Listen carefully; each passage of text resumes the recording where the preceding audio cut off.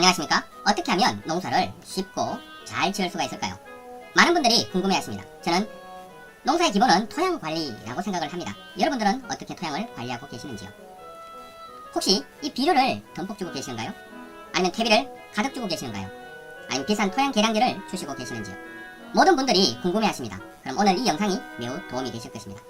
사실 많은 분들이 토양 계량에 관심을 가지고 계시고 또 다양한 방법으로 토양을 개선하고 싶지만 사실 가장 획기적이며 근본적인 토양 계량은 유용하고 강력하고 생존력이 있는 그리고 환경 친화적인 미생물을 토양에使用하는 것입니다.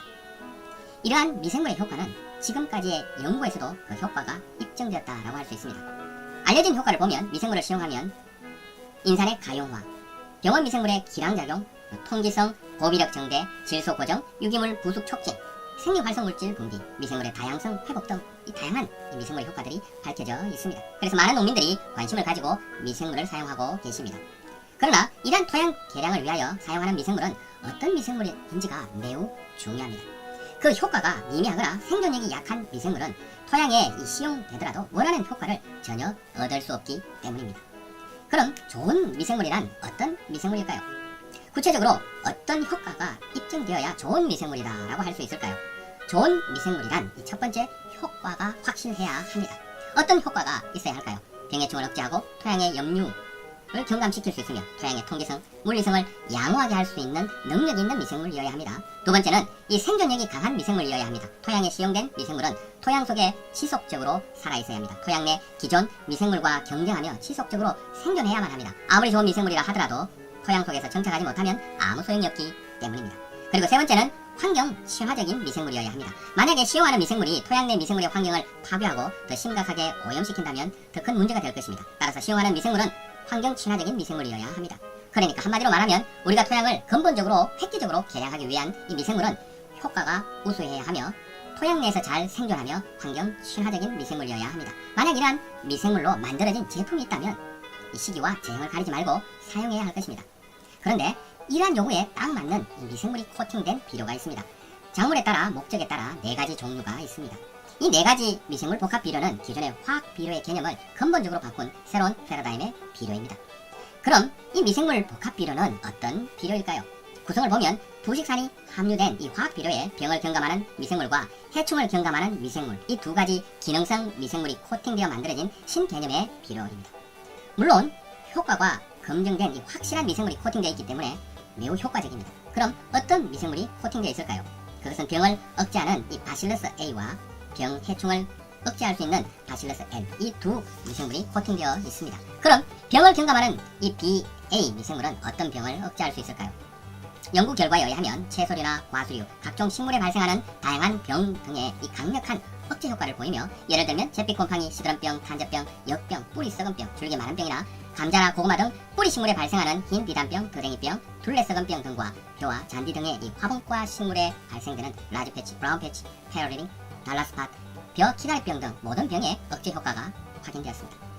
이는 이 다양한 병원균과의 이 대치 배양을 통하여 이러한 병 억제 효과를 확인할 수 있었습니다. 왜냐하면 이 식물체에 병이 발생된다라는 것은 그 병원균이 우점하며 점점 세력이 커지고 자라난다라는 것을 의미합니다. 따라서 이러한 식물병의 자람을 억제할 수 있다면 병원균은 더 이상 자랄 수 없고 결과적으로 식물병을 억제할 수 있기 때문입니다. 그렇습니다. 식물병을 억제할 수 있는 논리는 매우 간단하며 기본적입니다. 각종 다양한 병원균이 더 이상 자랄 수 없도록 억제할 수 있다면 비교적 간단하게 이 식물병을 막을 수 있게 됩니다. 식물병보다 더 강력하거나 더 대등한 이 세력을 가진 미생물만 있다면 생각보다 쉽게 병을 억제할 수 있습니다. 병원균에 밀리지 않으면 되기 때문입니다. 그래서 오랜 시험 연구를 통하여 이런 강력한 병 억제력을 가진 기능성 미생물을 선발하게 되었습니다. 또 다른 이 BL 미생물은 충을 경감하는 미생물입니다. 그럼 어떤 해충을 억제할 수 있을까요? 사실 이 완벽한 방제가 불가능하다라고 알려진 선충이나 고자리파리 등 이 젤라틴 표면을 가진 모든 해충을 억제할 수 있습니다. 이 BL, 이 충을 경감하는 미생물은 젤라틴을 먹이로 기생하기 때문입니다. 이는 마치 동충, 하초와 같이 충경감 미생물은 유충 젤라틴을 먹이로 살아가기 때문에 해충의 유충 밀도를 근본적으로 억제할 수 있습니다. 따라서 이러한 충경감 미생물은 토양에 정착만 시킬 수 있다면 해충의 유충을 근본적으로 억제할 수 있기 때문에 친환경적인 해충 방제가 가능합니다. 이에 대해서는 이 국립과학연구소의 이 선충 경감 효과에 대한 공인된 시험 결과를 통하여 잘 알 수 있습니다. 또한 참외 뿌리 혹 선충 경감에 대한 효과, 이러한 효과들을 우리가 알 수 있습니다. 또한 수박 뿌리 혹 선충에 대한 경감 효과도 함께 확인할 수 있습니다. 생육기 중에 이 선충 발생으로 인한 당근의 품질이 급격히 저하되는 문제도 이 선충 경감 미생물을 통하여 근본적으로 경감할 수 있었습니다. 해결할 수 있었다라는 것을 알 수 있습니다. 이 두 미생물의 또 다른 능력은 토양 내 염류를 경감한다라는 것입니다. 염류란 비료 성분이 토양에 남아서 소금같이 토양 표면에 올라오는 것을 말합니다. 이런 염류는 작물이 잘 자라지 못하게 하고 말라 죽게 하며 또한 비료 성분의 흡수도 방해합니다. 특히 미생물 밭비료를 사용하면 토양 표면 위에 생기는 흰색의 염류들이 사라지게 되고 토양도 부드러워지는 것을 확인할 수 있습니다. 하우스 농가의 경우 이러한 염류가 특히 심각합니다만 미생물 밭비료를 사용하여 염류 문제를 해결한 사례들이 있습니다. 지금까지 애호박하고 냉이 농사를 수년째 짓고 있는 사람인데요. 수년째 하다 보니까 연작장애라든가 뭐 이런 게 좀 심해지는 것 같아서 시험 삼아서 이제 밭작물 미생물 비료를 사용해 봤는데요. 제가 서 있는 이곳은 시비 처방을 안 한다고, 보시는 오른쪽에 거는 시비를 한번 한답니다. 근데 이렇게 비교를 해주면 한대와 안 하는 데가 확연히 차이가 나더라고요. 그래서 이거를 앞으로 지속적으로 해야 되겠다 이런 생각을 한번 가져봅니다.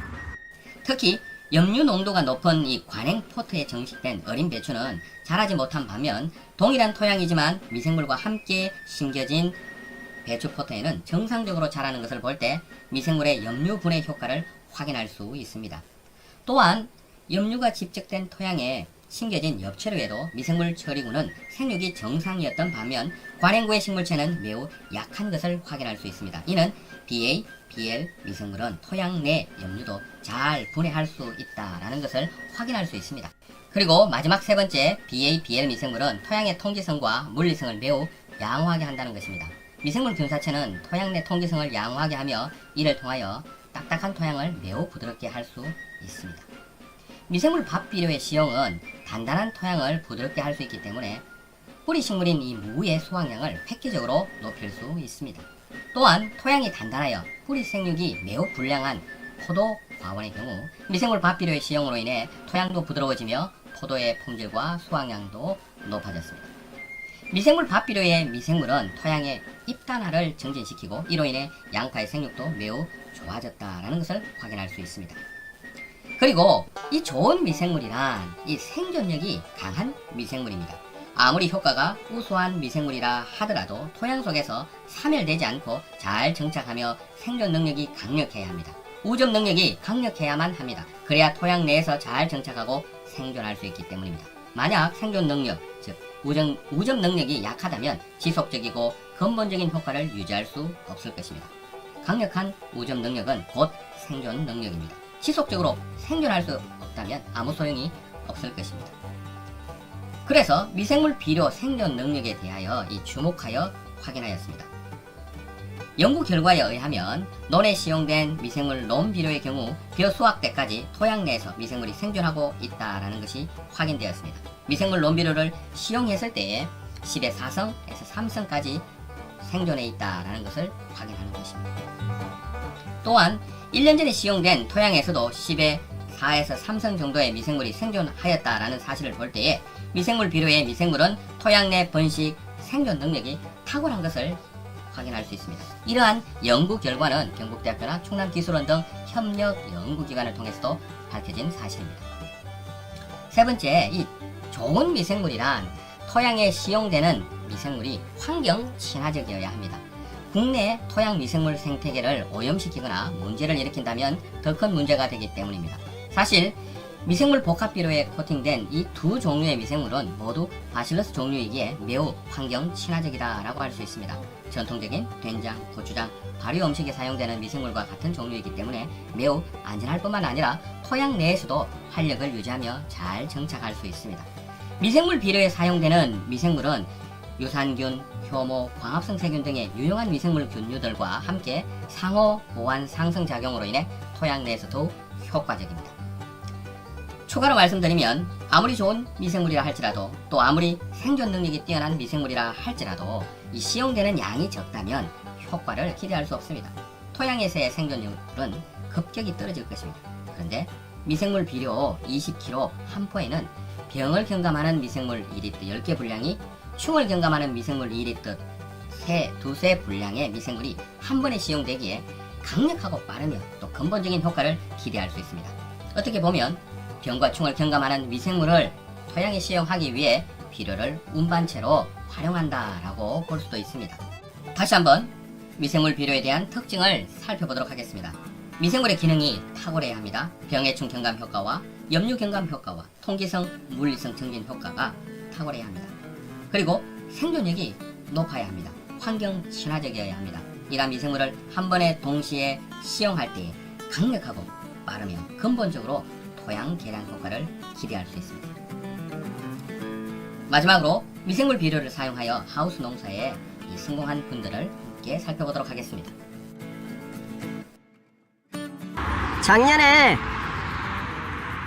경험으로 봐가지고 배추하고 고추에 대해 가지고 이 미생물 제재를 사용해 봤더니면 해마다 거기에 시드름병하고 이런 것이 나타났는데 확실하게 감소돼 가지고 배추 같은 경우에는 평년에 다른 포장보다도 훨씬 더 그 우수한 성적을 냈던 걸 경험했습니다. 그리고 마늘과 양파 여기에도 마찬가지로 미생물 제재를 하면은 후기에 줄기 썩은병이라든지 이런 것들이 많이 방제될 것으로 그렇게 기대가 되는 거고, 또 실제로 나도 그런 경험을 해봤습니다.